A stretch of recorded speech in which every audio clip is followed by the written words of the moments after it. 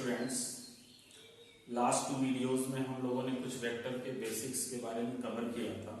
जो first video हमारी थी उसमें हमने फिजिकल क्वांटिटीज की जो 2 कैटेगरी थी उसके बारे में डिस्कस किया था। स्केलर वेक्टर, वेक्टर को रिप्रेजेंट कैसे करते हैं उस पर डिस्कस हुआ था। पोजीशन वेक्टर पे डिस्कस हुआ था।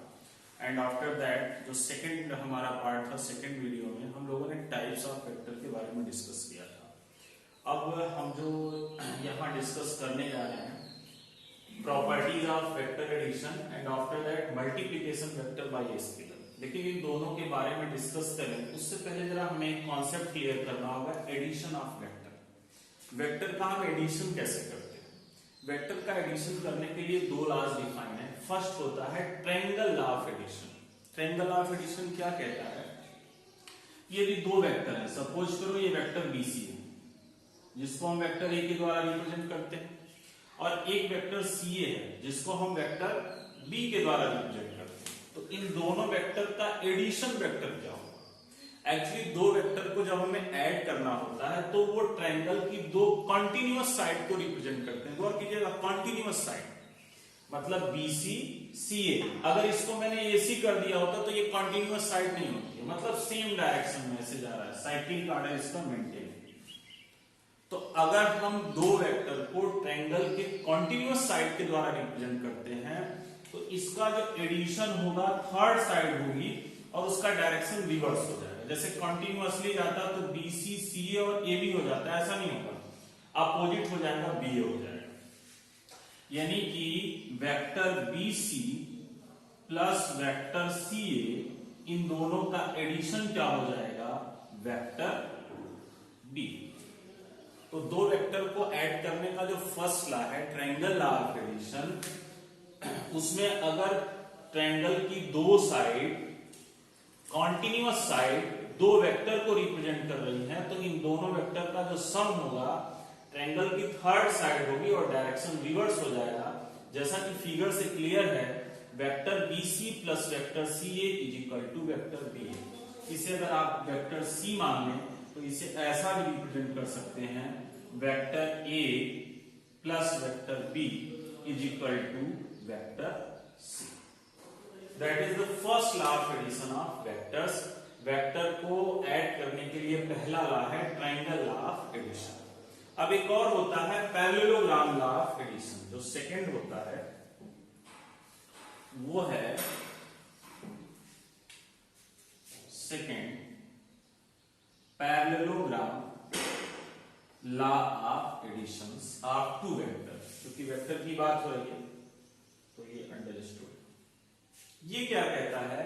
वेक्टर को ऐड करने का पैरेललोग्राम लॉ क्या कहता है कि if 2 vectors are represented by 2 adjacent sides of parallelogram, यदि ये पैरेललोग्राम की 2 एडजेसेंट साइड्स हैं, वेक्टर A और वेक्टर B रिप्रेजेंट कर रहा है, then its addition is the diagonal of a parallelogram।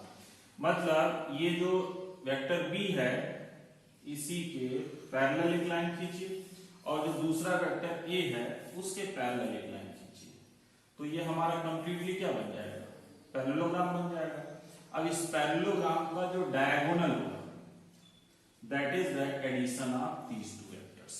तो पैरेललोग्राम लॉ क्या कहता है? यदि 2 वेक्टर्स पैरेललोग्राम की 2 एडजेसेंट साइड्स को रिप्रेजेंट करते हैं तो इस पैरेललोग्राम को कंप्लीट करने के बाद जो पैरेललोग्राम का डायगोनल होगा वो इन दोनों वेक्टर का एडिशन हो जाएगा, means vector A plus vector B equal to vector C। अब वेक्टर के एडिशन को जब आप करेंगे आइदर बाय ट्रायंगल लॉ और बाय पैरेललोग्राम लॉ, तो अभी इसमें बहुत से केसेस और इसकी माइन्यूटनेस क्लियर होगी। अभी जब इनके क्वेश्चंस को लगाएंगे तो इसकी पूरी कहानी ओपन होकर हर माइन्यूटनेस आपके सामने आ जाएगी। लेकिन सारे ऑपरेशन जो करेंगे इन्हीं 2 बेसिक्स के अकॉर्डिंग आप करेंगे। तो ये दोनों आप क्लियर रखिए। There are 2 laws of addition of vector, first triangle law, second parallelogram law of addition of vector. Triangle क्या कहता है? यदि 2 वेक्टर ट्रायंगल की कॉन्टिन्यूअस साइड के द्वारा रिप्रेजेंट होते हैं तो उनका एडिशन उसकी थर्ड साइड होगी और उसका साइड रिवर्स हो जाएगा। अभी पिक्टोरियली मैंने आपको बताया जस्ट इसके पहले। और parallelogram of addition of two vectors क्या कहता है कि यदि दो वेक्टर्स पैरेललोग्राम की दो एडजेसेंट साइड को रिप्रेजेंट करती हैं तो इस पैरेललोग्राम को आप कंप्लीट करिएगा। ये पैरेललोग्राम फिगर थोड़ा साफ नहीं बना, उसे आप क्लियर रखिएगा कि अगर दो वेक्टर पैरेललोग्राम की दो एडजेसेंट साइड्स को कवर करते हैं तो इस पैरेललोग्राम को कंप्लीट करेंगे तो जो इसका डायगोनल होगा इन दोनों वेक्टर का सम हो जाएगा। And it is clear by the figure vector a plus vector b is equal to vector c। तो ये तो कॉन्सेप्ट हो गया एडिशन ऑफ वेक्टर्स का। अब इस एडिशन के बाद आप जरा प्रॉपर्टीज ऑफ वेक्टर को पढ़ेंगे और after that multiplication vector bye scalar. बहुत छोटी सी चीज है, ये आप समझ लीजिए। ये कम्यूटेटिव लॉ है और ये एसोसिएटिव लॉ है, ध्यान दीजिएगा। ये बाइनरी ऑपरेशन, अभी इस साल आपका बाइनरी ऑपरेशन पोर्शन से हटा दिया गया, पहले था। जरा ध्यान दीजिए, जब ये ऑपरेशन पढ़ते तो उसमें दो वर्ड्स आप क्लियर रखो, ठीक है। एक तो सेट क्या है और दूसरा ऑपरेशन क्या है। जब भी बाइनरी ऑपरेशन करते हैं, हालांकि ये यहाँ इस चैप्टर की चीज नहीं है लेकिन थोड़ा सा आप समझ लें, अदरवाइज आपका कॉन्सेप्ट नहीं क्लियर होगा। जब भी आप कोई सेट होगा, जैसे यहां सेट क्या है, वेक्टर्स है, वेक्टर ए और vector B, vector A vector B vector C, ये सारे ये सेट्स जो है जिनके बीच में ऑपरेशन होता है, इन सेट्स के बीच में ऑपरेशन होता है। तो जब भी आप इस तरह से प्रॉपर्टीज को पढ़ते हैं बाइनरी ऑपरेशन के थ्रू, तो पहले जानते हैं किस सेट में ऑपरेशन करना है और फिर वो ऑपरेशन क्या है। ये दो चीजें आपको क्लियर करना होगा। तो यहां पे प्रॉपर्टीज कहा जाएगा, अब यहां दो चीजें होंगी, कहा जाएगा vectors, sorry commutative law holds, commutative law holds addition property of vector. तो एडिशन जो ऑपरेशन होता है वो वेक्टर्स के लिए कम्यूटेटिव लॉ को होल्ड करता है। यानी कि अगर हम दो वेक्टर्स लेंगे और उनका एडिशन करेंगे तो इसका रिवर्स भी करेक्ट होगा, मतलब vector a plus vector b equal to vector b plus a। अब एसोसिएटिव लॉ में क्या होता है कि हम तीन वेक्टर लेंगे और उन तीनों वेक्टर का अगर इस तरीके से एडिशन करेंगे कि लास्ट टू का एडिशन करने के बाद रिजल्ट को फर्स्ट से ऐड करेंगे, तो फर्स्ट टू का एडिशन करने के बाद अगर लास्ट से ऐड करेंगे तो both the sums are, both the operations are equal. तो इसका मतलब एसोसिएटिव लॉ को होल्ड करेगा। एडिटिव आइडेंटिटी क्या कहती है कि कोई वेक्टर किस वेक्टर के द्वारा ऐड किया जाए तो रिजल्ट हमारा वही वेक्टर आ जाए। डिटेल में अगर मैं बहुत ज्यादा इन लैंग्वेज को क्लियर करूंगा तो आप वेक्टर अलजेब्रा से हट के बाइनरी ऑपरेशन पे आ जाएंगे, इसलिए सम अप करके आप समझें। अगर आपको दिक्कत होगी तो मैं स्पेशल एक वीडियो इस पे बना दूंगा, आपको पूरी तरह से कहानी क्लियर हो जाएगी। और उसी तरह से एडिटिव इनवर्स को होल्ड करता है, यानी कि किसी भी वेक्टर में किसके साथ हम एडिशन करें तो जीरो वेक्टर आए, तो किसके साथ करेंगे, उसके निगेटिव्स के साथ करेंगे तो इसकी एडिटिव आइडेंटिटी जो होगी उस वेक्टर का निगेटिव हो जाता है। सॉरी, एडिटिव इनवर्स किसी भी गिवन वेक्टर का एडिशन के लिए उसका निगेटिव हो जाता है। और एडिटिव आइडेंटिटी क्या होती है किसी भी वेक्टर की, वो जीरो होती है, मतलब उस वेक्टर को अगर जीरो वेक्टर के साथ ऐड करोगे तो वही वेक्टर आ जाएगा। अगर ये थोड़ा आपको क्लियर नहीं होगा तो मैं बाइनरी ऑपरेशन के थ्रू इसकी स्पेशल वीडियो बना दूंगा। फिलहाल अभी आप वेक्टर अलजेब्रा पे फोकस करें। कोई दो वेक्टर अगर ऐड किए जाए और बाहर किसी स्केलर से मल्टीप्लाई हो रहा है तो इस तरह से वो दोनों में होता है। ये मल्टीप्लिकेशन प्रॉपर्टीज होती है वेक्टर की। अगर दो स्केलर हैं और बाहर कोई वेक्टर है तो दोनों में अलग अलग मल्टीप्लाई होता है। और इस तरह से दो स्केलर अलग अलग हैं और ये किनारे हैं तो इन दोनों को मल्टीप्लाई करके फिर वेक्टर रख दिया जाता है। ये आपके बेसिक ऑपरेशंस हैं। तो ये आपका एडिशन लॉ हो गया और ये प्रॉपर्टीज ऑफ वेक्टर एडिशन हो गई और ये मल्टीप्लिकेशन का बेसिक कॉन्सेप्ट है। अब इसके बाद एक बहुत ही इंपॉर्टेंट टॉपिक हम लोग पढ़ेंगे, कंपोनेंट ऑफ ए वेक्टर्स। किसी वेक्टर के कंपोनेंट के बारे में पढ़ेंगे जो कि आपको क्वेश्चंस लगाने में बहुत काम आए। That's it.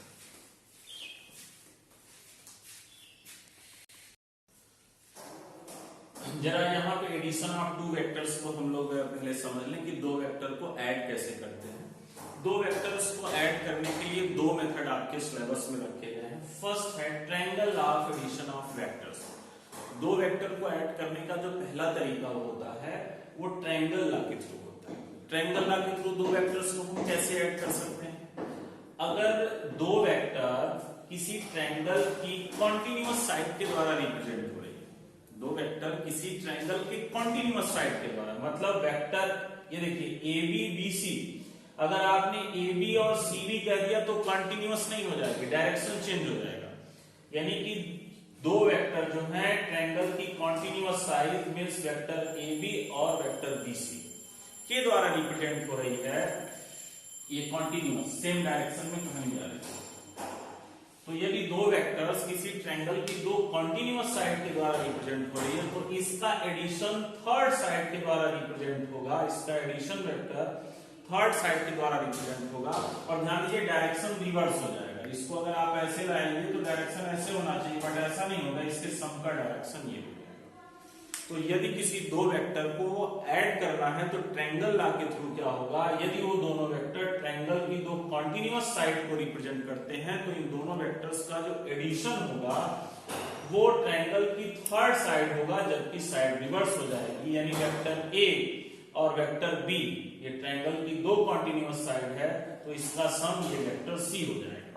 अगर आप लाइन के द्वारा रिप्रेजेंट करना चाहते हैं डायरेक्टेड लाइन सेगमेंट के द्वारा, then vector A B plus vector B C represent two continuous side of triangle, then its sum will be represented by vector A C third line segment and direction will be reverse. तो ये है triangle law of addition of two vectors. दो vector को हम triangle law से कैसे represent करते हैं। अब जरा ध्यान से एक होता है parallelogram law. Parallelogram law second आप समझें, parallelogram law of addition of vectors. ये क्या कहता है, यदि दो वेक्टर्स किसी पैरेललोग्राम की कॉन्टिन्यूअस साइड एडजेसेंट साइड के द्वारा रिप्रेजेंट होती है, जैसे ये देखो वेक्टर ए और ये वेक्टर बी, ये पैरेललोग्राम की दो कॉन्टिन्यूअस साइड के द्वारा रिप्रेजेंट हो रही है। पैरेललोग्राम कंप्लीट कर लीजिए। वेक्टर बी के पैरेलल एक लाइन आप खींचिए और एक वेक्टर ए के पैरेलल एक लाइन आप खींचिए, ठीक है। तो यदि दो वेक्टर पैरेललोग्राम की कॉन्टिन्यूअस साइड के द्वारा रिप्रेजेंट होते हैं तो इनका एडिशन क्या हो जाएगा, इसके डायगोनल के द्वारा रिप्रेजेंट हो जाएगा। Suppose that it is represented by vector C, then vector A plus vector B is